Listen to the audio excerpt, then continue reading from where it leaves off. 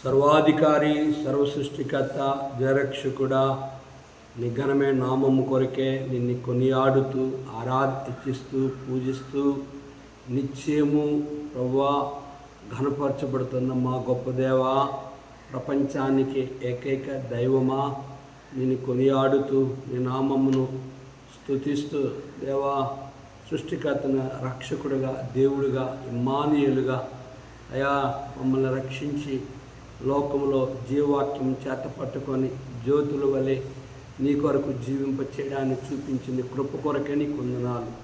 యెహోవా ఈరే అనే ఈ యొక్క యూట్యూబ్ పరిచర్యలో నువ్వు మాకు తోడుగా ఉండి దేవా ఎఫెసీ పత్రికను ధ్యానించడాన్ని చూపించిన నీ ప్రేమ కొరకే నేను ఘనపరుస్తున్నాను.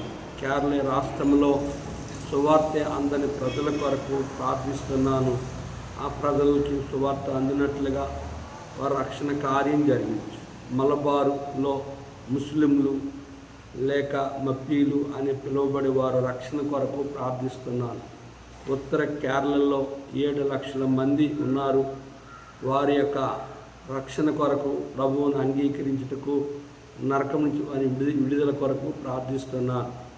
వారి సంఘాలలో విశ్వాసుల సంఖ్య పెరిగి దేవ నరకము తప్పించుకొని నీ రాజ్యంలో ప్రవేశం కొరకు వారి విషయంలో ప్రార్థిస్తుండగా కేరళ ప్రాంతంలో ఉంటున్న నాయన సేవకుల్ని, పరిశుద్ధులను, సంఘములను దేవా ఆత్మీయుని సేవించే ప్రజలుగా సిద్ధపరచమని యేసు నామములో అడిగి వేడుకుంటున్నాము తండ్రి. ఆమేన్.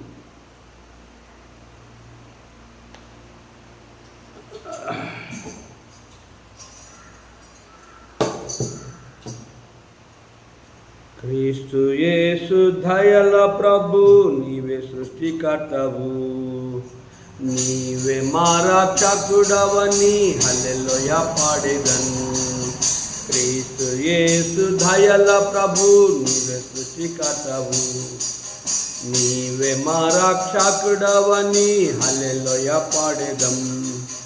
హల్లెలూయా పాడెదం, హల్లెలూయా పాడెదం, హల్లెలూయా పాడెదం, హల్లెలూయా పాడెదం. పాప జగాన జన్మించితివి, పేద గృహాన పెరిగితివి, సంకట కష్టములను అనుభవించి మమ్ము రక్షించితివి. పాప జగాన జన్మించితివి, పేద గృహమున పెరిగితివి, సంకట కష్టములను అనుభవించి మమ్ము రక్షించితివి. ప్రియా యేసు మమ్ము రక్షించితివి, ప్రియా యేసు మమ్ము రక్షించితివి, మమ్ము రక్షించితివి, మమ్ము రక్షించితివి, మమ్ము రక్షించితివి, మమ్ము రక్షించితివి.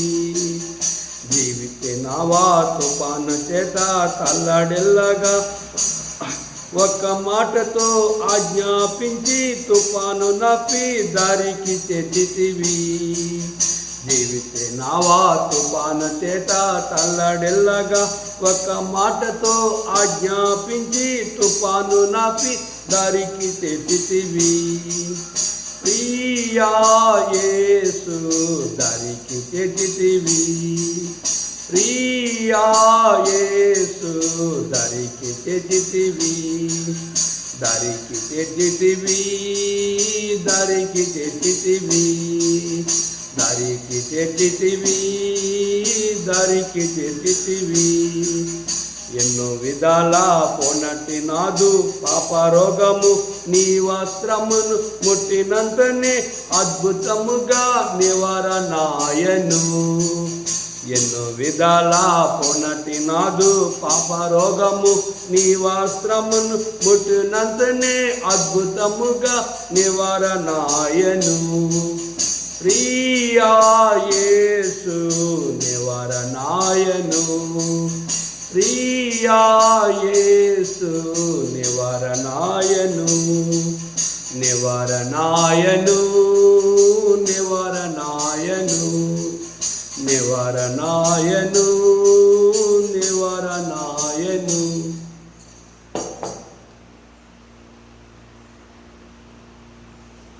ఎఫెసీ పత్రిక 1వ అధ్యాయము 3వ వచనం. మన ప్రభు అయిన యేసుక్రీస్తు యొక్క తండ్రి యొక్క దేవుడు స్తుతింపబడునుగాక. ఆయన క్రీస్తునందు పరలోక విషయములో ఆత్మ సంబంధమైన ప్రతి ఆశీర్వాదం మనకు అనుగ్రహించు. ఎట్లనగా తన ప్రియుని యందు తాను ఉచితముగా మనకు అనుగ్రహించిన తన కృప మహిమకు కీర్తి కలిగినట్లు తన చిత్త ప్రకారమైన దయా సంకల్పము చొప్పున యేసుక్రీస్తు ద్వారా తన కుమారులుగా స్వీకరించుటకై మనలను ముందుగా తన కోసం నిర్ణయించుకొని మనము తన ఎదుట పరిశుద్ధులమును నిర్దోషులై ఉండవలనని జగత్ పునాది వేయబడక మునిపే ప్రేమ చేత ఆయన క్రీస్తులో మనలను ఏర్పరచుకొనెను. బలె బాలె మాట, బంగారు మాట, బైబిల్లో మాట, యేసు మాట. నా జీవితాన నీ జీవితాన మరువాని మాట, యేసు మాట.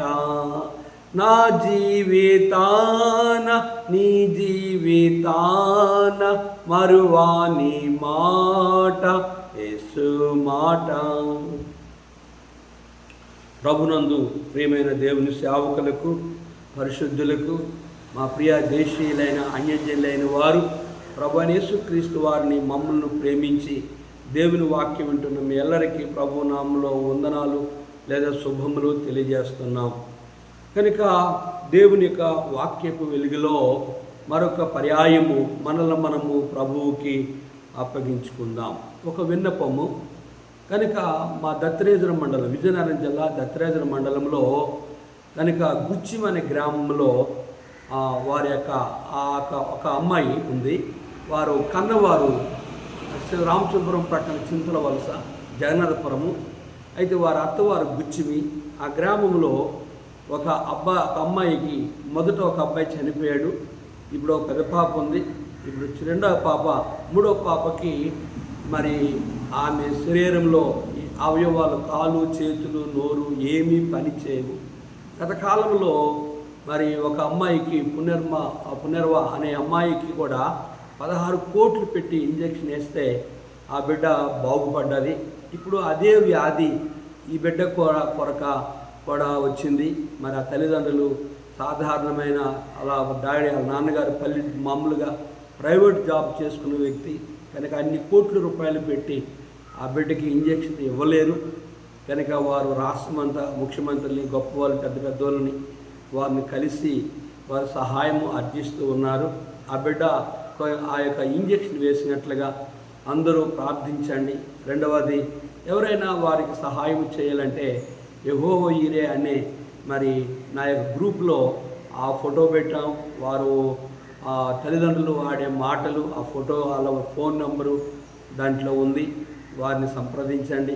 వారికి సహాయము చేయడానికి, ఎవరికైనా కలిగి ఉంటే వారికి సహాయం చేయడానికి ప్రయత్నము చేయండి. కనుక ఎఫెసీ పత్రిక 6వ అధ్యాయంలో 1వ అధ్యాయమును ఒక వర్తమానాన్ని విన్నాం. రెండవ వర్తమానం ఒక మొదటి 2 మాటల్లో. మొదటిది మనం విన్నది దేవుని చిత్తము, రెండోది పరిశుద్ధుల గురించి, మూడోది విశ్వాసులైన వారు దేవునితో సమాధానము కలిగి ఏ రీతిగా ఉండాలి అనేది మాటల్లో విన్నాం. ఇప్పుడు ఎఫెసీ పత్రిక 1వ అధ్యాయము 3వ వచనాన్ని మనం గమనిద్దాం. మన ప్రభు అయిన యేసుక్రీస్తు యొక్క తండ్రి యొక్క దేవుడు స్తుతింపబడునుగాక. ఆయన క్రీస్తునందు పరలోక విషయములో ఆత్మ సంబంధమైన ప్రతి ఆశీర్వాదమును మనకు అనుగ్రహించెను. అపోస్తలుడు పౌలు ఎఫెసీ సంఘములో ఉన్న పరిశుద్ధులకు ఈ ఉత్తరాన్ని రాస్తూ వారిని ప్రభువు వైపు మళ్ళిస్తూ, నరకంని తప్పిస్తూ, ఆత్మీయంగా వారు దేవునికి సమీపస్తులుగా ఉండి నిత్యరాజ్యంలో వారు ప్రవేశించాలనేదే పౌలు యొక్క ముఖ్య ఉద్దేశం. అందుకే పౌలు వారు ఏమంటున్నారంటే, మన ప్రభు అయిన యేసుక్రీస్తు యొక్క తండ్రి యొక్క దేవుడు స్తుతింపబడునుగాక. చాలాసార్లు మనము ప్రార్థించే వారంగా ఉంటాము, ఎప్పుడూ అడిగేవారు ఉంటాము. కానీ చాలామంది దేవునికి కృతజ్ఞతాస్తులు చెల్లించరు. ప్రతి విషయంలో కృతజ్ఞతలు చెల్లించడు. ఇలాగు చేట యేసుక్రీస్తును మీ విషయంలో దేవుని చిత్తం. కానీ కీర్తన 103లో మనము ఒక లేఖనాన్ని గమనించినట్లుగా ఆయన చేసిన ఉపకారములో దేనిని మరువక ఆయనకి మన జీవ ఫలము సమర్పించాలని హెబ్రీ పత్రికలో రాయబడుతూ వచ్చింది. కనుక అపోస్తలుడైన పౌలు ఎఫెసీ సంఘములో ఉన్న వారికి మన ప్రభువైన యేసుక్రీస్తు యొక్క తండ్రి యొక్క దేవునికి ఎల్లప్పుడూ కూడా మరి కృతజ్ఞతాస్తుతులు, ఆయన్ని స్తుతించడము, ఆయన ఆరాధించడము, ఆయన నామాన్ని గొప్ప చేయడము అనేది ప్రతి విశ్వాస జీవితంలో ప్రార్థనలో స్తుతి ఉండాలి. చాలామంది ప్రార్థించేవారు ఉంటారు కానీ ప్రభువుని స్తుతించరు. చాలామంది ఆరాధించేవారు ఉంటారు కానీ కనుక ప్రభువుని అడిగేవారుగా ఉండరు. అడగాలి, ప్రార్థించాలి, స్తుతించాలి, ఆయన నామమును ఘనపరచాలి. మన కొరకే మరణించి తిరిగి లేచిన ప్రభువుని ఎల్లప్పుడూ మనము కృతజ్ఞతాస్తుతులు ఆయనకి చెల్లించబద్దులమై ఉన్నాం. ఇంకా గమనిస్తే ఆయన క్రీస్తునందు పరలోక విషయంలో ఆత్మ సంబంధమైన ప్రతి ఆశీర్వాదములను మనకు అనుగ్రహించాడు. క్రీస్తు యేసులో పరలోక విషయంలో ఆత్మ సంబంధమైన ప్రతి ఆశీర్వాదమును మనకు అనుగ్రహింపబడాలి. ఆయన పరలోక ఆశీర్వాదములు మనము పొందుకోవాలంటే ప్రభువును అడుగుడి మీకు ఇవ్వబడును, వెదుకుడి మీకు దొరుకును, తట్టుడు మీకు తీయబడును, అడుగు ప్రతివాడు పొందును. ఇవి బాహ్య సంబంధమైనవి, లోక సంబంధమైనవి, మన వ్యక్తిగత అవసరములను దేవుని అడగడం. మరి ఇక్కడ మనం గమనిస్తే క్రీస్తునందు పరలోక విషయంలో ఆత్మ సంబంధమైన ప్రతి ఆశీర్వాదము, ఆత్మ సంబంధమైన ప్రతి ఆశీర్వాదము అంటే అర్థం ఏంటంటే ప్రభు అంటున్నాడు, ఒక నన్ను ప్రేమించిన నా ఆజ్ఞలు గైకొను. ప్రభువుని ప్రేమించేవారుగా, ఆయన ఆజ్ఞలు గైకొన్నవారుగా గనుక మనము పరలోక ప్రార్థనలో ఒక మాట పలుకుతూ ఉంటాం, పరలోకమందున మా తండ్రి నీ చిత్తము పరలోకమందు నెరవేరినట్లు భూమి యందు నెరవేరినగాక. అంటే ప్రతి విశ్వాస ఎడల, ప్రతి సేవకుని ఎడల పరలోక ఆశీర్వాదము కొరకు ఆరాటపడేవారుగా ఉండాలి. పరలోక సంబంధమైన వరమును రుచి చూచేవారుగా ఉండాలి. పరలోక సంబంధమైన ఆశీర్వాదము కొరకే మనము బ్రతికితే, మనము ఆయన కొరకు ఆత్మను తీవ్రత కలిగి ప్రభువును సేవిస్తే భూ సంబంధమైన వాటి విషయంలో అంటాడు, మీకు అక్కరగున్నవేవో పరలోక తండ్రికి తెలుసు. మీరు అడగకపోయినప్పుడు కూడా భూ సంబంధమైన అక్కరలు, భూ సంబంధమైన అవసరాలు, శరీర సంబంధమైన నీ యొక్క అవసరతలు ఏవైనా, నీ వస్త్రాలు లేదా నీ ఆహారము లేదా నీ గృహము లేదా నీ ఉద్యోగము ఏదైనా కావాలంటే మొదటిగా నీవు ఆత్మానుసారంగా ఉండి పరలోక సంబంధమైన ఆశీర్వాదం కొరకు ఆరాటపడి కనుక ప్రభువుని ఎల్లప్పుడూ అబ్బా తండ్రి అయ్యా అని ఆత్మ సంబంధమైన ఆశీర్వాదముల కొరకు ఆరాటపడాలి. రాజైన సొలొమోను దర్శనం వచ్చినప్పుడు సొలొమోను దేవుడు అడిగాడు, సొలొమోనా నీకేం కావాలి అంటే, సొలొమోను నేను ఇంకా బాలుడిని, భూ సంబంధంలో నా తండ్రి గొప్ప గనుడు, అతడు ఈ రాజ్యాన్ని నాకు అప్పగించి వెళ్ళాడు, నేను ఈ ప్రజల్ని ఎలా పరిపాలన చేయాలో నీ పరలోక జ్ఞానము నాకు దయచేయు అని అడిగాడు. కనుక సొలొమోను పరలోక జ్ఞానాన్ని అనుభవించినంత కాలము తన రాజ్యము, తన ప్రజలు ఎంతో సౌఖ్యముగా, సంతోషముగా, ఆనందముగా ఉన్నారు. ఎప్పుడైతే పరలోక జ్ఞానాన్ని సొలొమోను కోల్పోయి భూ సంబంధమైన జ్ఞానాన్ని, పరస్త్రీలను అనేక మంది 700 మంది భార్యలు, 300 మంది ఉపపత్తులు కనుక భార్యల మాట విని విగ్రహారాధన వైపు మళ్ళీ ఎప్పుడైతే ప్రభువుకు విరోధముగా జీవించాడో పరలోక సంబంధమైన ఆ జ్ఞానము, పరలోక సంబంధమైన ఆ ఆశీర్వాదము, పరలోక సంబంధమైన ఆ పేరు ప్రఖ్యాతులన్నీ కూడా తాను కట్టే దేవుని మందిరము, యెరూషలేము మందిరము బంగారముతో పొదిగించాడు. ఆ మందిరం ద్వారా సొలొమోనుకి ఎంతో ఘనత వచ్చింది. కనుక ప్రభువు నామము ఎంతో ఘనపరచబడ్డది. ఎప్పుడైతే సొలొమోను దేవునికి మాట వినలేదు, సేవకుల మాట వినలేదు, యాజకుల మాట వినలేదు, తల్లి మాట వినలేదు, తన స్నేహితుడు మాట వినలేదు, కడవరికి దేవుడు పలుమార్లు తను దర్శించి తను గద్దించినప్పుడు కూడా వినలేని వాడే తన భార్యల మాట వినేవాడుగా మనం గమనిస్తున్నాం. ఇక్కడ విషయం గమనించినట్లయితే సేవకుడు కనుక ఎవరి మాట వినాలి అంటే దేవుని మాట వినాలి. సేవకురాలు తన భర్తకి లోబడాలి. విశ్వాసైన భార్య విశ్వాసం తన భర్తకు శిరసత్వానికి లోబడాలి. చాలామంది జీవితాల్లో గృహ పరిపాలనలో బైబిల్ చెప్పిన ఎఫెసీయుల పత్రిక మనం చూస్తే సంఘము ప్రతి విషయంలో క్రీస్తుకు లోబడ్డదట. ప్రతి విషయము అంటే అర్థం ఏంటి? ఇంకా సంఘము అనే భార్య తాను చెప్పినట్లుగా దేవుడు వినేది కాదు. కనుక శిరస్సుగా ఉన్న దేవుడే యేసుప్రభువారే సంఘములో సంఘాన్ని ప్రేమించాడు. సంఘము ప్రతి విషయంలో దేవుని లోబడ్డది. అలాగే భార్య ప్రతి విషయంలో భర్తకు లోబడాలి. సేవకురాలు ప్రతి విషయంలో సేవకుడు లోబడాలి. సేవకుడు సంఘానికి మాదిరికరంగా ఉండాలి. విశ్వాసులకి భార్యాభర్తలుగా ఉన్న విశ్వాసులైన వారికి సేవకుడు మాదిరిగా ఉండాలి.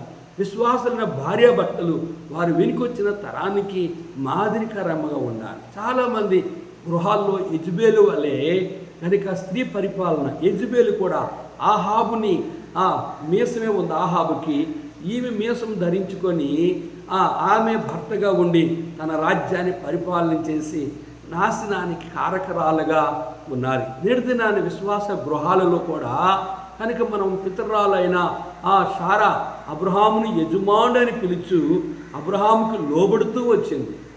కనుక చాలామంది సేవకురాలు సంఘములో నడిపించే విషయంలో భర్తకి సూచనలు ఇస్తారు.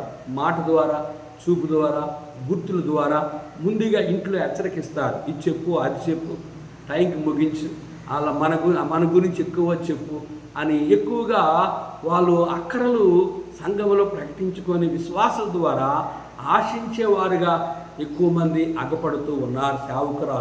సేవకులు కూడా సేవకురాలకి లోబడుతున్నారు.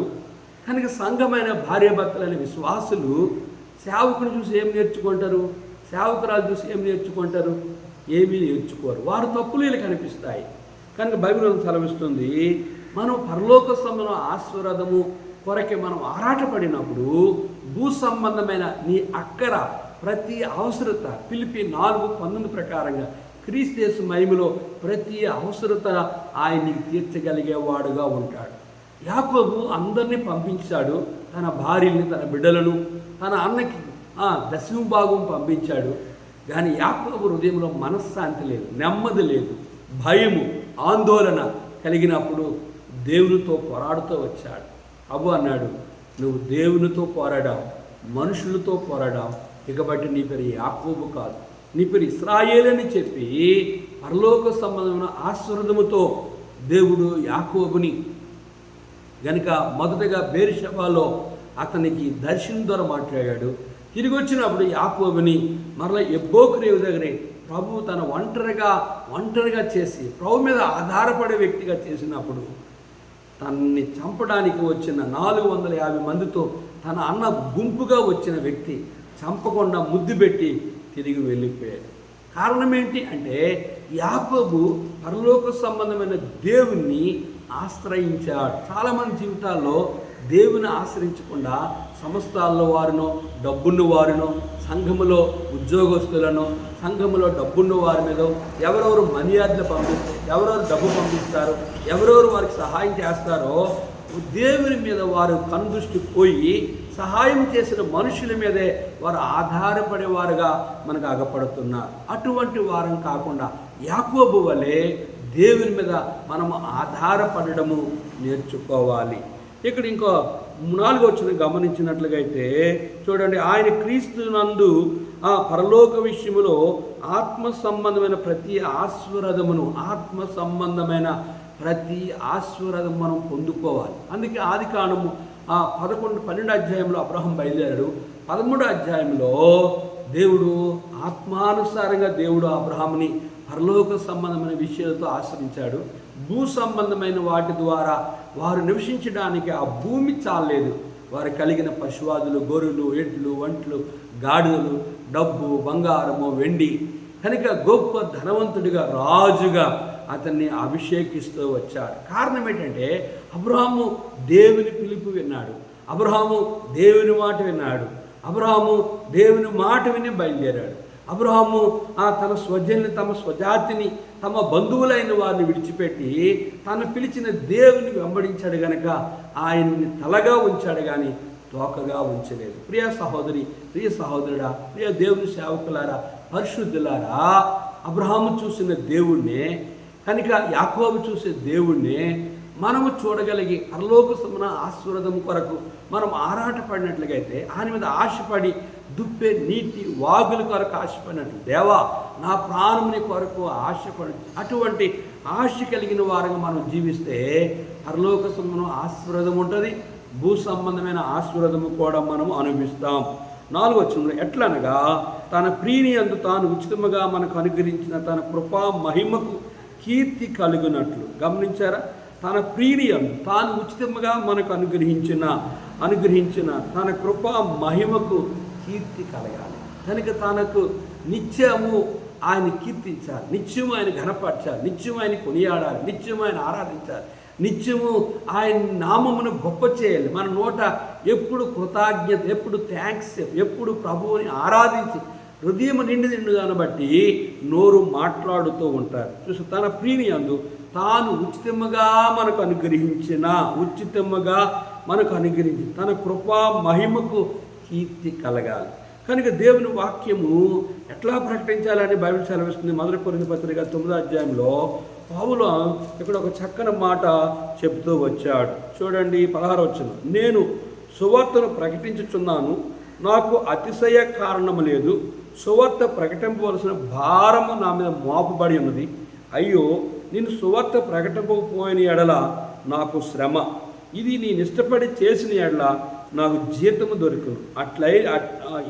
ఇష్టపడకపోయినను గృహ నిర్వాహకత్వము నాకు అప్పగింపండి, అట్లయితే నాకు జీతమేమి? నేను సువార్తను ప్రకటించినప్పుడు సువార్త యందు నాకున్న అధికారము పూర్ణంగా వినియోగపరచకనకుండా సువార్తను ఉచితముగా ప్రకటించితే నా జీతము. సువార్తను ఉచితముగా ప్రకటించాలి. కనుక దేవుని వాక్యాన్ని ఉచితముగా ప్రకటించాలి. చూడండి, మత్తయి సువార్తలో యేసు ప్రభువారు యూదులకి ఎలాగ ఆయన దేవుని వాక్యాన్ని బోధించాడు.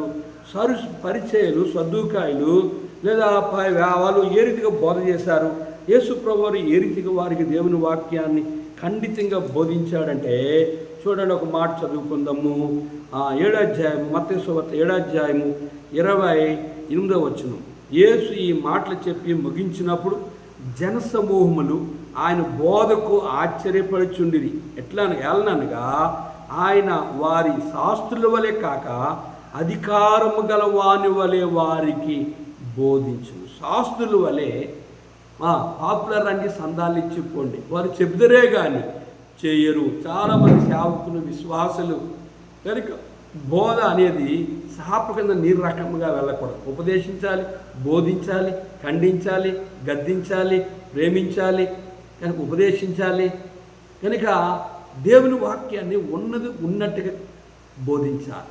శాస్త్రుల వల్ల కాకుండా, కనుక పరిచయుల వల్ల కాకుండా, లేదా సద్దూకాయుల వల్లే కాకుండా యేసు ప్రభువారు శాస్త్రుల వలె కాక అధికారము గల వాని వలె వారికి బోధించాలి.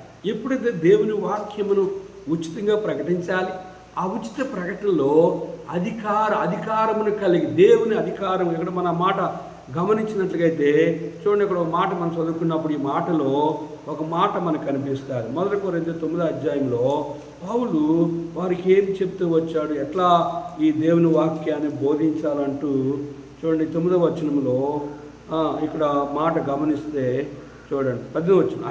అట్లయితే నాకు జీతమేమి? నేను సువార్త ప్రకటించినప్పుడు సువార్త యందు నాకున్న అధికారమును పూర్ణముగా వినియోగపరచకొనకుండా సువార్తను ఉచితముగా ప్రకటించుటయే నా జీతం. దేని కొరకంటే ఎక్కువ మందిని సంపాదించుకుంటే అందరికీ నన్ను నేనే దాసునిగా చేసుకుంటాను. కనుక డబ్బు కొరకు, బంగారం కొరకు ఎంత కానుకిస్తారు, ఎంత గిఫ్ట్ ఇస్తారు, ఏ రీతిగా ఏమి సహాయం చేస్తారు వస్తే అని చెప్పి చాలామంది పెద్ద పెద్ద బోధకులు ఏసీ కావాలి, కారు కావాలి, ఇంత డబ్బు ఇస్తే నేను ప్రసంగానికి వస్తాను అంటారు. అది దేవుని వాక్యానికి విరుద్ధమైనది. ఉచితంగా రక్షించబడ్డారు, ఉచితంగానే సువార్త ప్రకటించాలి.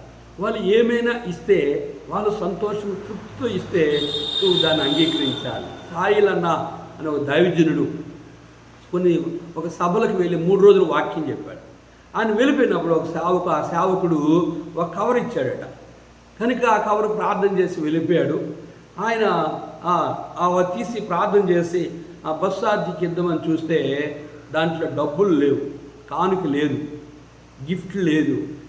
ఏమనంటే తాను ప్రింట్ చేసిన ఆ పాంప్లెట్ పత్రికలు లోపల పెట్టి ఆ సేవకునికి ఇచ్చాడు. ఆ సేవకుడు ఎంతో దుఃఖపడి ప్రార్థన చేశాడు, ప్రభువా ఈ సేవకుడు ఎంత అన్యాయంగా ప్రవర్తించాడు, క్షమించు అన్నాడు. కనుక దేవుడు తనకి ఇంకొక రకముగా సహాయం చేయగలడు. దేవుని సేవకుల్ని ఒక మీటింగ్ పెట్టినప్పుడు కానీ కనుక మైక్ షెడ్కి డబ్బులు ఇస్తారు, లేదా వంట పాత్రకు డబ్బులు ఇస్తారు, లేదా సామ్యానికి డబ్బులు ఇస్తారు, లేదా ఆ యొక్క సభలకు వచ్చిన వారికి విలువైన భోజనం పెడతారు.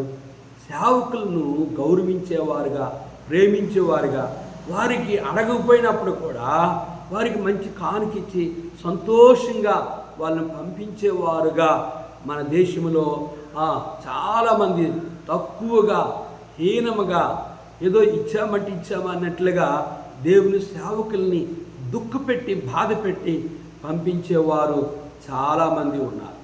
కనుక ప్రియ దేవుని సేవకులారా, పరిశుద్ధులారా, మీపై నాయకులు ఉన్నవారు దుఃఖముతో సేవ చేస్తే మీకు నిష్ప్రయోజనం. దుఃఖముతో కాక ఆనందంతో సేవ చేయనట్లుగా వారి మాట విని వారికి లోబడి యుండుడి. ఇక్కడ మనం గమనించినట్లుగా ఎట్లనగా తన ప్రియుని యందు, ప్రభువైన యేసుక్రీస్తునందు తాను ఉచితముగా మనకు అనుగ్రహించిన తన కృపా మహిమకు ఏం కావాలి? కీర్తి. దేవుని నామమునకు ఘనత, మహిమ, కీర్తి.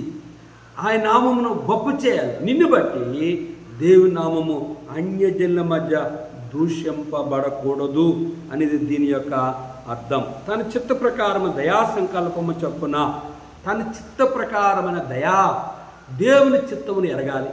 ఆయన దయను మనము పొందుకునే వారంగా ఉండాలి.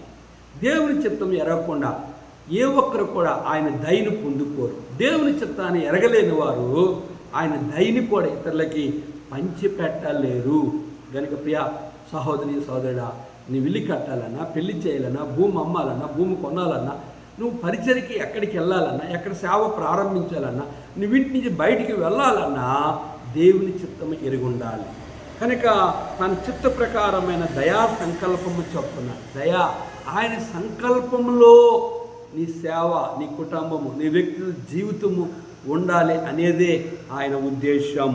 ఇంకా యేసుక్రీస్తు ద్వారా తనకు కుమారులుగా స్వీకరించుటకే మనల్ని ముందుగా తన కోసం నిర్ణయించుకొని, యేసుక్రీస్తు ద్వారా ఆయన కుమారులుగా స్వీకరించుటకే మనల్ని ముందుగా నిర్ణయించుకొని మనము తన పరిశుద్ధులను నిర్దోషులు ఉండవాలని జగత్పునాది వేయబడక మునిపే ప్రేమ చేత ఆయన క్రీస్తు మనల్లో ఏర్పరచుకొనెను. గమనించారా? కనుక మనము ఆయన ఎదుట పరిశుద్ధులుగా ఉండాలని, నిర్దోషులుగా ఉండాలని, ఆయన భూమికి పునాదులైనప్పుడు, ఆకాశము, సూర్య, చంద్ర, నక్షత్రములు ఏమీ లేనప్పుడు ఆయన నిన్ను నన్ను ప్రేమ చేత జగత్పునాది వేయబడక పూర్వమే ఆయన మనల్ని చూడండి దేంతో కొన్నాడు? దేవుని కృపా మహదర్శ్యమును బట్టి ఆ ప్రియుని యందు ఆయన రక్తము వలన మనకు విమోచనము, అనగా మన అపరాధములకు క్షమాపణ కలిగినది. కనుక ఈ సృష్టి ఏమీ లేనప్పుడు నిన్ను పరిశుద్ధులుగా చేయాలని, నిన్ను నిర్దోషులుగా చేయాలని ఆయన ఈ లోకానికి వచ్చి పరిశుద్ధులు జన్మించి, పరిశుద్ధుడిగా జీవించి, పరిశుద్ధుడిగా ఆయన సిలువలో చనిపోయి, రక్తము కార్చి, సమాధి చేయబడి, మృత్యుంజయుడై తిరిగి 3వ దినాలు లేచి, ఓ మరణమా నీ ముళ్ళెక్క, ఓ మరణమా నీ విజయం ఎక్కడని మరణపు ముళ్ళని విరిచి ఉచితముగా తన స్వరక్తము చేత ఆయన నీ పాపములు, నీ అపరాధములు, నీ శాపము, నరకమునికి వెళ్లకుండా తన రక్తంతో కడిగి నిత్యరాజ్యమైన మోక్షానికి ఆయన సిద్ధపరుస్తూ వచ్చాడు. ఎవరిని అంటే చర్చికి వెళ్ళినందరూ, బాప్తిస్మలందరూ, సేవ చేసిన అందరూ పరలోకానికి వెళ్ళారు. గమనించారా? ఎవరు ఆ నిత్యరాజ్యాన్ని పరలోకానికి వెళ్తారు అంటే జగత్పునాది వేయబడక మునిపే ప్రేమ చేత ఆయన క్రీస్తులో మనల్ని ఏర్పరచుకున్నాడు. మనలను అంటే ఎవరిని? అందరినీ కాదు, కొందరినే. కనుక కొంతమంది సేవకులే ప్రపంచంలో, కొంతమంది విశ్వాసులు మాత్రమే పరిశుద్ధులుగా, నిర్దోషులుగా చేసి భూమికి పునాదులైనప్పుడు కనుక ఆకాశం లేనప్పుడు, సముద్రం లేనప్పుడు, కొండలు లేనప్పుడు, లోయలు లేనప్పుడు, ఈ లోకంలో ఏమీ లేనప్పుడు, తల్లి గర్భంలో లేనప్పుడు పుట్టినప్పుడు ఈమె నా బిడ్డ, ఈమె నా సేవకుడు ఆయన ప్రతిష్ఠించాడట. కనుక జగత్పునాది వేయబడకు మునిపే ఆ ప్రేమ చేత ఆయన మన క్రీస్తులో ఏర్పరచుకొనును. కనుక పిలువబడేవారు అనేకులు, ఏర్పరచబడేవారు కొందరే. విశాల మార్గం పోయేవారు అనేకులు, గనుక ఇరుకు మార్గంలో ప్రవేశించేవారు కొందరే. ఈ కొందరే ఎవరు అంటే ప్రభు అయిన యేసుక్రీస్తు వారు ఎవరిని ఎరిగాడో, నిర్ణయించాడో, పిలిచాడో, నీతిమంతులు చేశాడు, ఎవరు ద్వారా భూమి మీద నామానికి మహిమ వస్తాడో ఆ పరిశుద్ధులు మాత్రమే ఆయన ఎన్నుకున్నాడు. ఆ సేవకులు మాత్రమే ఆయన ఏర్పరచుకున్నాడు. వారి ద్వారా మాత్రమే భూమి మీద ఆయన నామానికి మహిమ వస్తుంది, ఘనత వస్తుంది, కీర్తి వస్తుంది, ఆయన నామమును గొప్ప చేయబడుతుంది. కనుక నన్ను ఘనపరచే వారిని నేను ఘనపరుస్తాను, నన్ను తునీకరించే వారిని తునీకారమొందుదురు. ప్రియ సహోదరి, క్రైస్తవులని చెప్పుకొని, విశ్వాసులని చెప్పుకొని, సేవకులని చెప్పుకొని ఆయన పిలవకుండా, ఆయన ఏర్పాటు లేకుండా పరిశుద్ధ జీవితాన్ని నువ్వు జీవించలేవు. ఆయన ఏర్పాటు లేకుండా నువ్వు నిర్దోషిగా, నిష్కలంకముగా, పవిత్రముగా నువ్వు జీవించలేవు. ఆయన రక్తములో నీ పాపములు కడగబడవు కనుక నువ్వు ప్రభు పేరు చెప్పుకొని, చెట్టు పేరు చెప్పుకొని, పళ్ళు అమ్ముకున్నట్లుగా దేవుని బిడ్డలని చెప్పుకొని, దేవుని సేవకులని చెప్పుకొని, బాప్తిజం తీసుకుని, బల తీసుకొని, లోకాచారాలు, కులాచారాలు, సాంప్రదాయాలు, కట్టుబాటులు, పెళ్లి జరిగినప్పుడు, లేదా చావు జరిగినప్పుడు, లేదా ఇంట్లో సమస్యలు వచ్చినప్పుడు, ఆ కష్టం వచ్చినప్పుడు లోకములో వారు చెవులో పోసినవి వింటావు. దేవుని మాట వినవు, సేవకుని మాట వినవు, బైబిల్ చెప్పిన మాట వినవు, సంఘ క్రమానికి లోబడవు, ఒక సంఘముతో, ఒక సేవకునితో సంబంధము ఉండదు. నీ ఇష్టారాజ్యముగా ఈరోజు ఆ సంఘం, ఈరోజు ఇంకో రోజు ఆ సంఘము, ఈరోజు ఈ సేవకుడు, ఇంకో రోజు ఆ సేవకుడు, ఎవరు పడితే గాలికి చెదరగొట్టు పొట్టు వలె ఇటు అటు తిరుగుచూ ఒక ఆధిపత్యం కింద, ఒక ఆ దేవుని చిత్తాన్ని ఎరగక నీ ఇష్టారాజ్యముగా జీవిస్తావు. కారణం ఏంటంటే నువ్వు జగత్పునాది వేయబడక పూర్వము నువ్వు దేవుడిని పరిశుద్ధులుగా ఏర్పరచుకోలేదు, నిరపరాధులు, నిర్దోషిని ఏర్పాటు చేసుకోలేదు. గనుకనే ఈ లోకంలో నీ పాపం పరిహారము కాదు. కనుకనే ఈ లోకంలో ఉన్న కన్ను మూస్తే లోకానుసారంగా, లోక పద్ధతుల అనుసరించి జీవిస్తావు, నిత్య నరకానికి పోతావు. కనుక ప్రభువు చిత్తమును ఎరిగిన వారు జగత్ పునాది వేయబడక మునిపే ప్రేమ చేత ఆయన క్రీస్తులో మనల్ని ఏర్పరచుకొను. దేవుని కృపా మహదర్శమును బట్టి ఆ ప్రియుని యందు ఆయన రక్తం వల్ల మనకు విమోచనము కలుగును, అనగా మన అపరాధములకు క్షమాపణ కలిగి ఉన్నది. ఎవరి యొక్క పాపములకైతే ఆ అపరాధములకు క్షమాపణ కలిగినదో వారిని ఆయన నిర్ణయించాడు, పిలిచాడు, నీతిమంతులు చేశాడు, పరిశుద్ధులుగా చేశాడు. ఉచితముగా ఆయన వారిని రక్షించాడు. ఉచితముగానే వారు సువార్త ప్రకటిస్తారు. వారు ఎంత ఇవ్వాలి అంత ఇవ్వాలి, ప్రసంగానికి మూడు దినాలు సభలు కానీ బేరం ఆడరు. యాకోబులాగా మనం బేరాలు ఆడకూడదు. కనుక దేవుని సేవకుల్ని గౌరవించాలి, ప్రేమించాలి, పరిశుద్ధుల్ని ప్రేమించాలి, పరిశుద్ధులు అక్కరలను ఎరిగి వారి మేలైన వారంగా మనం జీవించాలి. కనుక మనల్ని, మన జీవితాన్ని పరీక్షించుకోండి. ప్రభువా, నీ రక్తము ద్వారా మా అపరాధం, మా పాపములు క్షమించిన ద్వారానే నిత్యరాజ్యమైన మోక్షములో మేము ప్రవేశింపగలము అనేది ఎవరికి ఈ అనుభవం ఉంటుందంటే ఆయన ఏర్పరచుకున్నవారు, ఆయన పీల్చుకున్నవారు, ఆయన రక్తంతో కొనబడేవారు, వారి అపరాధములు క్షమించబడేవారే యుగయుగాలుండే ఆ నిత్య రాజ్యములో ఉంటారు. ఆ రాజ్యము ఇంకెక్కడున్న వారు ఎవరైనా, ఈ వాక్యం వింటున్న వారు ఎవరైనా అనుభవించలేకపోతే ఇదే మిక్కిన అనుకూల సమయం, ఇదే రక్షణ దినము. ఇప్పుడే నీవు ఉన్న చోటే యేసు ప్రభువా, నన్ను నీ రక్తంలో నన్ను కడుగు, నా అపరాధం, నా పాపమును క్షమించు, నాకు నీ పరలోక రాజ్యం కావాలి అని విశ్వసిస్తే ప్రభువు అంటూ నా ఎద్దుకు వచ్చే వాడిని ఎంత మాత్రము నేను త్రోసివేయను. కనుక మన కొరకే మరణించి తిరిగి లేచిన ప్రభువు ఉండే ఆ నిత్య రాజ్యములో నీవు నేను ఉండాలని వినునల్లని వారి వైపు దినమంతా ఆయన చేతులు చాపుతూ ఉన్నాడు. కనుక ఇదే అనుకూల సమయం, ఇదే రక్షణ ధనం. నరకము తప్పించుకొని నిత్య రాజ్యం సంపాదించుకోవడానికి ప్రభువు నిన్ను ఆహ్వానిస్తున్నాడు. ప్రార్థించుకుందాం. జిమ్ముగల తండ్రి, కొన్ని మాటలు మా ప్రియులు అన్నారు.